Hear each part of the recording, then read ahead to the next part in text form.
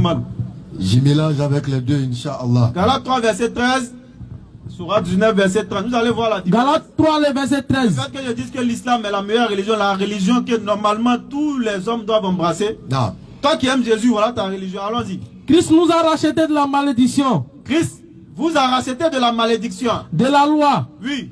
Étant devenu malédiction pour nous. C'est-à-dire en terre à terre, Christ est devenu maudit parce qu'il vous a racheté de la malédiction. Et quand tu demandes à un chrétien, n'est-ce pas, qui connaît la Bible, il te confirme cela, oui.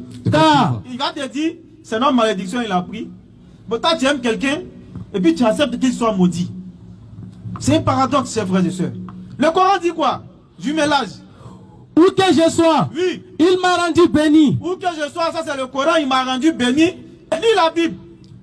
Christ nous a racheté de la malédiction, de la loi, étant devenu malédiction pour nous. L'autre côté on dit il est devenu maudit. L'autre côté on dit où que je sois. Je suis béni. Où que je sois, je suis béni. Non. Regardez la différence. Toi qui dis tu aimes trop Jésus là. Faut lire les deux versets. Les puis regarde la différence. D'un côté on dit il est maudit. De l'autre côté on dit il est béni où qu'il soit. Subhanallah. Entre les deux livres là, soyons pragmatiques. Qui aime bien Jésus? Question. Ça c'est pas, c'est-à-dire que c'est pas démonstration longueur. Qui aime Jésus? D'un côté on dit il est maudit. De l'autre côté on dit il est béni. Continue le verset. Car Oui. il est devenu malédiction pour nous. Non, le verset coranique. Où que je sois, Oui. il m'a rendu béni. Mais pourquoi? Et il m'a recommandé tant qu'il vivrait Non, la prière et la zakat. Reprends le verset. Où que je sois. Où que je sois, Oui. il m'a rendu béni. D'accord.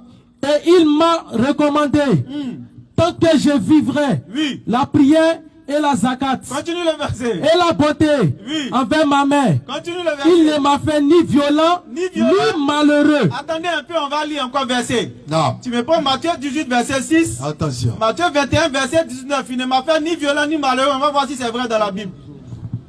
Ni violent, ni malheureux. Ni violent ni malheureux. Matthieu 18, verset 6.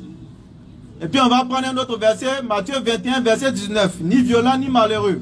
Matthieu 18, le verset 6. On dit quoi là-bas? Mais Hein? si quelqu'un scandalisait un de ses petits C'est chaud aujourd'hui là. qui croit en moi, Ouais.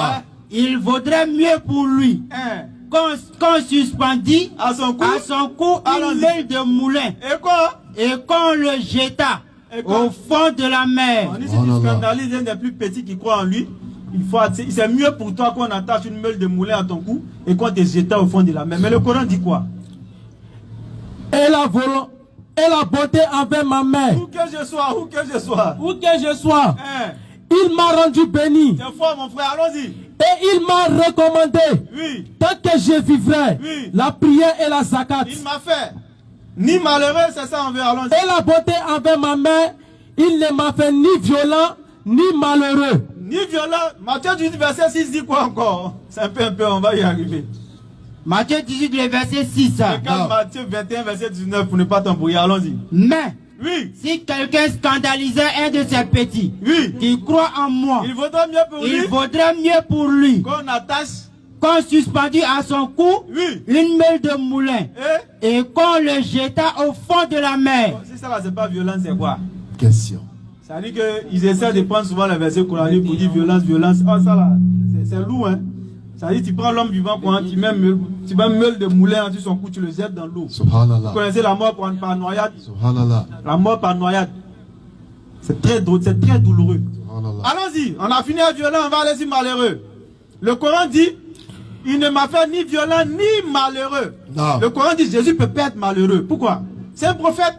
Les épreuves, le fait qu'il n'avait même pas souvent chaussures pour porter, le fait qu'il n'avait pas d'endroit où dormir, ne fait pas de lui un malheureux. Parce que le bonheur, ce n'est pas lié au bien matériel. C'est clair. Le bonheur, c'est d'avoir Allah dans son cœur. Le bonheur, c'est d'être obéissant vis-à-vis de son Créateur. Non. Le bonheur, c'est d'accepter les épreuves de son Créateur. Et ça, on va vous montrer encore que l'islam est la meilleure encore à travers. Allons-y. Matthieu 21, le verset 19. Allons-y. Voyant un figuier sur le chemin. Non, remonte au verset 18 pour savoir ce qui se passe. Au verset 18. Il dit quoi là-bas? Le matin, Oui. en retournant à la ville, Hein. il eut faim. On dit il a faim. Voyant un figuier sur le chemin. Il faut qu'on écoute bien. Il ne faut pas qu'on voit le côté. Non, ce n'est pas dénigrement. Hein. C'est des versets qu'on lit, sans interprétation. Allons-y. Voyant un figuier sur le chemin. Il a faim, il voit un figuier sur le chemin. Il s'en approcha. Il s'approche du figuier parce qu'il a faim. Il n'y trouvera que des feuilles. Il n'y trouvera que des feuilles. Et il lui dit. Mais attends, logiquement, un prophète qui s'approche d'un figuier, il trouve que le figuier n'a pas donné. Peut-être que ce n'est pas tant de figues. Non. Il trouve des feuilles. Et qu'est-ce qu'il fait lorsqu'il trouve des feuilles? Il lui dit. Oui. Que jamais fruit ne naisse de toi. Aïe. C'est quoi ça? Que jamais fruit ne naisse de toi. Continue. Et à l'instant, le figuier sécha. À l'instant même, le figuier a séché. Ah! Bon, logiquement, pour un prophète de sa trempe, Non. qu'est-ce qu'il aurait dû faire? Question. Où que je sois, Demander à son Seigneur, on vient, demander à son Seigneur de mettre des fruits sur cette table-là. Établir un miracle pour qu'il puisse manger et pour que les gens qui sont autour de lui ou ceux qui vont passer par ce chemin-là puissent manger aussi. Mais la Bible nous dit qu'il a maudit le figuier et le figuier a séché. Regardez combien de personnes sont lésées au travers du fait que ce figuier-là a séché. Les gens ne pourront plus manger les fruits. Les gens ne pourront pas profiter de l'ombrage que l'arbre va produire Non. lorsque sa période va arriver. Effectivement. Et nous disons que ça, c'est pas digne d'un prophète. Ça, c'est une manière de montrer qu'il était malheureux.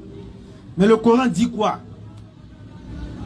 où que je sois, il m'a rendu béni. Il m'a recommandé tant que je Ni vivrais violent, ni malheureux. et la portée envers ma mère. Ni violent, ni Il malheureux. ne m'a fait ni violent ni malheureux. Il y a pas un autre ton. Hein. Il m'a fait ni violent, ni malheureux.